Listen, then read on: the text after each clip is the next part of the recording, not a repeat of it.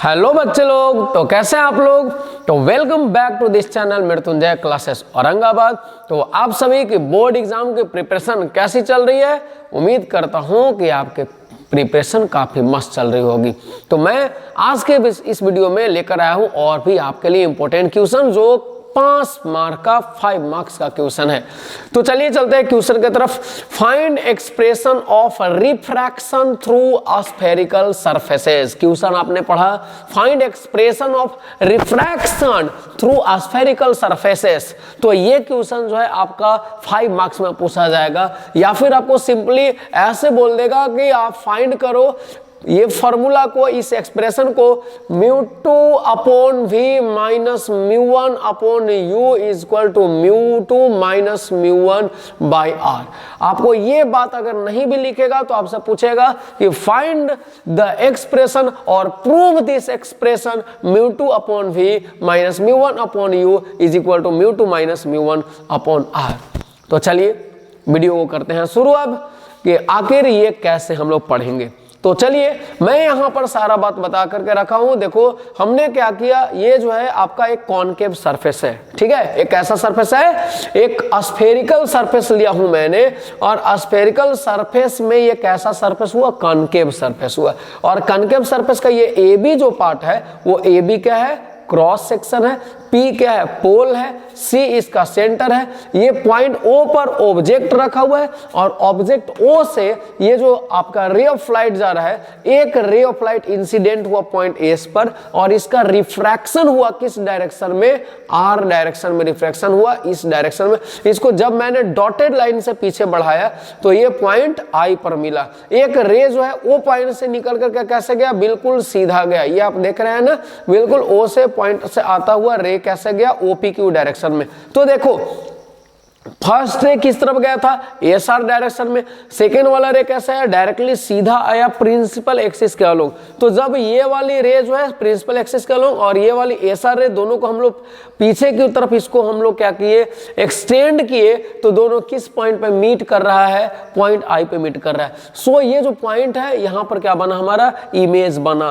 तो आप समझ रहे हैं, यहाँ पर ऑब्जेक्ट है, इस पॉइंट पे इमेज बना, ये हमारा सेंटर ऑफ कर्वेचर है। और यहाँ पर बनने वाले एंगल को हमने अल्फा सपोज किया, यहाँ वाले को बीटा और यहाँ वाले को थीटा सपोज किया, ठीक है। ये एक मीडियम, देखो इसको सपोज करो कि ये जो स्फेरिकल सरफेस है, जो कनकेव सरफेस है, वो कनकेव सरफेस किसी भी चीज का बना हुआ है, जैसे सपोज कर लो ग्लास का बना हुआ है। तो इसका हम लोगों ने रिफ्रैक्टिव इंडेक्स μ2 माना है, और इसका रिफ्रैक्टिव इंडेक्स जिस मीडियम में ये ग्लास का ये जो कनकेव सरफेस रखा हुआ है, जिस मीडियम में, उस मीडियम का रिफ्रैक्टिव इंडेक्स हमने μ सपोज किया। और ये सपोज कर रहा हूं मैं कि μ2 जो है ग्रेटर देन μ1 है। कहने का मतलब कि इसका ये जो है आपका रिफ्रैक्टिव इंडेक्स μ2 ज्यादा रिफ्रैक्टिव इंडेक्स है, और जिस मीडियम में रखा गया है उस मीडियम का रिफ्रैक्टिव इंडेक्स मेरा कम है। तो ठीक है, यानी यहाँ पे बोला गया कि μ2 इज ग्रेटर देन μ1, मतलब ये μ2 वाला जो मीडियम है ये डेंसर मीडियम है, और ये वाला जो मीडियम है वो रेयरर मीडियम है। तो बात करते हैं आगे की, आप देखते रहो। तो जो मैंने बात समझाया वही बात यहाँ पे आपको लिखा हुआ है क्या, let A B is cross section. आप गौर कर रहे हैं, देखो let A B is cross section of a concave surface which separate two medium having refractive index μ1 and μ2। A B क्या है, एक क्रॉस सेक्शन है जो μ1 और μ2 रिफ्रैक्टिव इंडेक्स वाले दो मीडियमों को अलग करता है।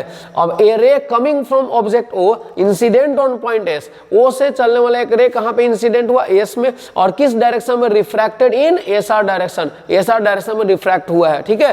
And other ray incident on P, और यहां से चलने वाला एक अदर रे है, वो कहां पे इंसिडेंट हुआ, पॉइंट पी पे, और किस डायरेक्शन में चला गया, बिल्कुल स्ट्रेट चला गया। गोज स्ट्रेट बाय अनडेविएटेड, मतलब बिना डेविएटेड हुए वो स्ट्रेट चला गया। Now SR and OPQ meets and point O, point I where image is formed. देखो मैंने बताया कि एसआर को मैंने क्या किया, पीछे एक्सटेंड किया, और पीछे एक्सटेंड करने पे मैंने पाया कि ये जो ओपीक्यू लो लाइन गया है उससे ये आई पॉइंट पे ज्वाइन करता है, मीट करता है, और वहीं पर इमेज फॉर्म हुआ। चलिए आगे।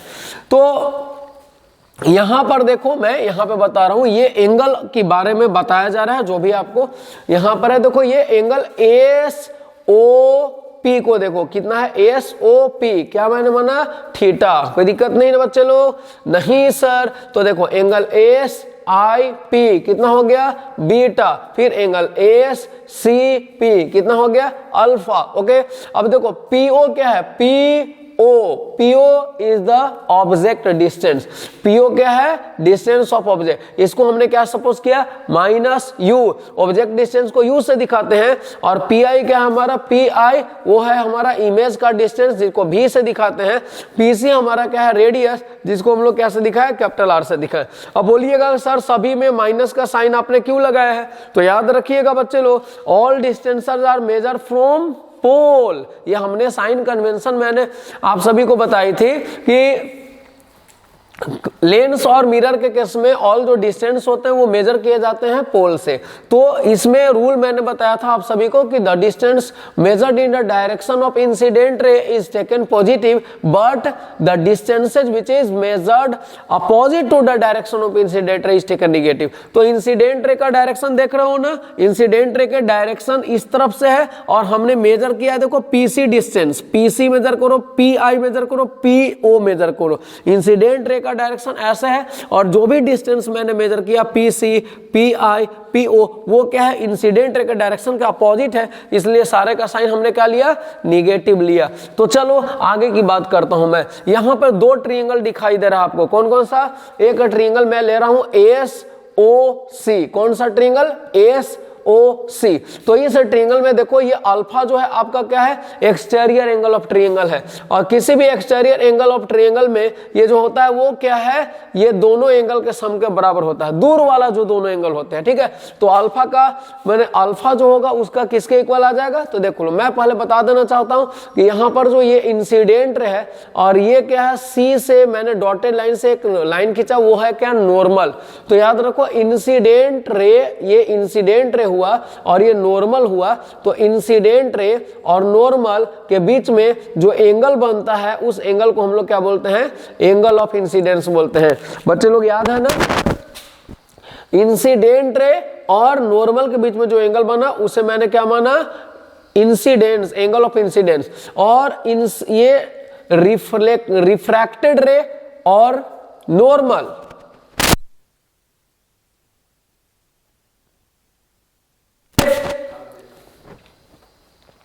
रिफ्रैक्टेड रे और नॉर्मल के बीच में जो एंगल बन रहा है बच्चे लोग, उसको मैंने क्या माना, एंगल ऑफ रिफ्रैक्शन, जिसे आर से दिखा रहा हूं मैं। अब बताओ कि ये वाला जब एंगल आर है तो यहां पर भी एंगल कितना बन जाएगा, आर बन जाएगा। कैसे बच्चे लोग?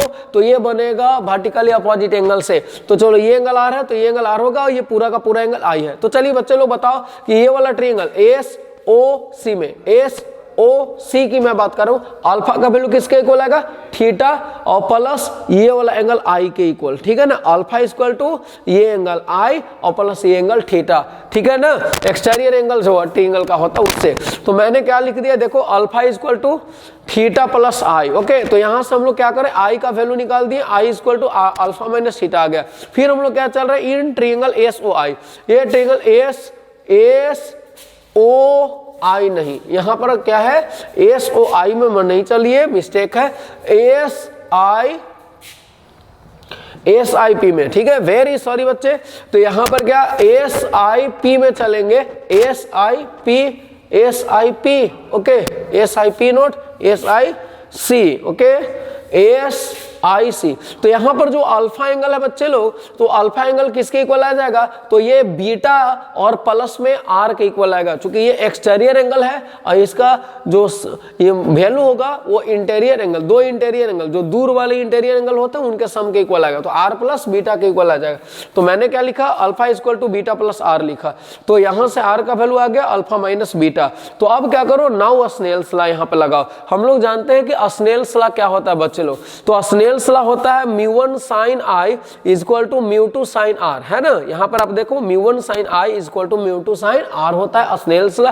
तो बच्चे लोग मैंने स्नेल्स लॉ यहां पर लगाया है। अब यहां पर देखो मैंने i का वैल्यू और r का वैल्यू हमने क्यों निकाला, तो आप गेस कर सकते हो कि सर आपको जो है स्नेल्स लॉ लगानी थी और इसीलिए आपने पहले ही i का वैल्यू निकाला और r का वैल्यू निकाला, क्योंकि म्यू1 sin i इक्वल टू म्यू2 sin r है। तो आपको i का वैल्यू और आर का वैल्यू चाहिए था, इसलिए आई और आर का वैल्यू आपने पहले निकल दिया। तो बिल्कुल सही गेस कर रहे हैं आप लोग। तो अब देखो मैं एक बात बताना चाह रहा हूं आप सभी को, मैंने पहले भी पढ़ाया था कि साइन आई का वैल्यू जो होता है आई के इक्वल हो जाता है, साइन आर का वैल्यू आर के इक्वल होता है, साइन थीटा का वैल्यू क्या हो जाता है, थीटा के इक्वल हो जाता है। कब?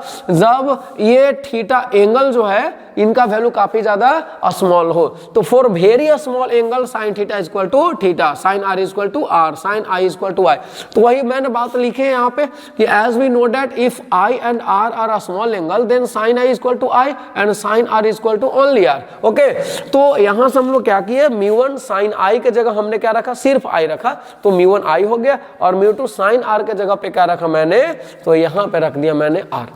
तो क्या होगा बच्चे लोग, अब आई का मैंने वैल्यू पुट किया, क्या आई का वैल्यू है, तो आई का वैल्यू यहां पर देखो, एंगल आई का वैल्यू यहां से मैंने निकाला अल्फा माइनस थीटा मैंने रखा, और आर का वैल्यू क्या रखा है हमने, आर का वैल्यू अल्फा माइनस बीटा रखा है। तो चलो अब मैं एक फार्मूला अप्लाई कर रहा हूं, कौन सा formula, theta is equal to L by R, theta is equal to 1 angle theta का फार्मूला जो होता है आर्क बाई रेडियस होता है, आपको याद होगा आर्क बाय रेडियस। तो चलो, तो यहां पर क्या किया, अल्फा के फार्मूला, अल्फा एंगल के लिए देखो, अल्फा एंगल के लिए देखो, अल्फा एंगल के लिए आर्क का काम कौन कर रहा है, एसपी कर रहा है। अल्फा एंगल के लिए आर का काम कौन कर रहा है, एसपी, एसपी जो आर्क का काम किया, और रेडियस कौन हो गया, पीसी। तो क्या मैंने लिखा, एसपी बाई पीसी लिखूंगा, एसपी बाई पीसी।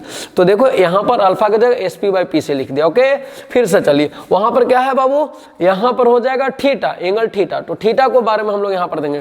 तो एंगल थीटा को गौर से देखिए, ये एंगल थीटा हुआ, तो थीटा एंगल के लिए क्या आ जाएगा, एंगल थीटा एंगल के लिए आर्क क्या है, आर्क हो जाएगा ये एसपी, और रेडियस क्या हो जाएगा इसका, पीओ हो जाएगा। तो क्या लिखेंगे, एसपी अपॉन पीओ। ठीक है, तो मैंने क्या लिखा है इसके लिए, SP upon PO. Okay, but फिर क्या, म्यू2 ऐसे क्या, अल्फा, अल्फा फिर से अल्फा है, तो मैंने हूबहू वही चीज यहां पर नोट कर दी है, एसपी बाई पीसी। और बात रही बीटा की, तो बीटा इज इक्वल टू देख लो, तो बीटा क्या होगा, बीटा ये एंगल है, तो इसके सामने वाला क्या है, एसपी, तो ये क्या हो जाएगा, बीटा के सामने ये जो होगा आर्क हो गया, और रेडियस क्या हो जाएगा, आप लोग बोलो, रेडियस हो जाएगा पी आई। तो क्या लिखेंगे, एसपी अपॉन पी आई।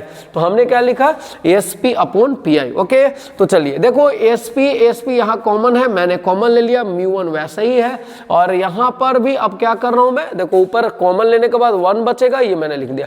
अब पीसी, तो पीसी का वैल्यू बता दिया मैंने माइनस आर, यहां पर फिर देखो माइनस का साइन था, फिर क्या हुआ यहां 1, और पीओ का वैल्यू यहां से पुट करो, क्या आ जाएगा, माइनस यू। ठीक है, यहां पर भी एसपी कॉमन था, मैंने एसपी ले लिया, फिर यहां पर 1 बाई पीसी, तो पीसी के मैंने वैल्यू रखी माइनस आर, और यहां पर पीआई की वैल्यू क्या, माइनस भी, वो भी मैंने पुट किया। अब क्या करूंगा, एसपी और एसपी दोनों कैंसिल हो गया, मैं मल्टीप्लाई कर रहा हूं, तो देखो म्यू1 से जब मल्टीप्लाई करेंगे 1 बाई माइनस आर में, तो ये माइनस क्या आ जाएगा, माइनस म्यू1 बाई आर आ गया। फिर इससे इसको मल्टीप्लाई करेंगे तो देखो माइनस माइनस ये प्लस हो गया, और म्यू1 इंटू 1 म्यू1 आ गया, और बाई में यू हो गया। चलो फिर म्यू2 से 1 बाई माइनस आर में मल्टीप्लाई करो तो माइनस म्यू2 बाई आर आ गया, और फिर माइनस माइनस प्लस हो गया, तो म्यू2 बाई क्या आ जाएगा, भी हो जाएगा। तो यहां पर आएगा, देखो ये वाले आर जिसमें लगा हुआ, आर वाले टर्म को हमने क्या किया, एक तरफ किया, तो ये देखो माइनस में मैंने इसे लाया इधर, तो ये क्या हो गया, प्लस में हो गया, ये माइनस में था, माइनस में ये।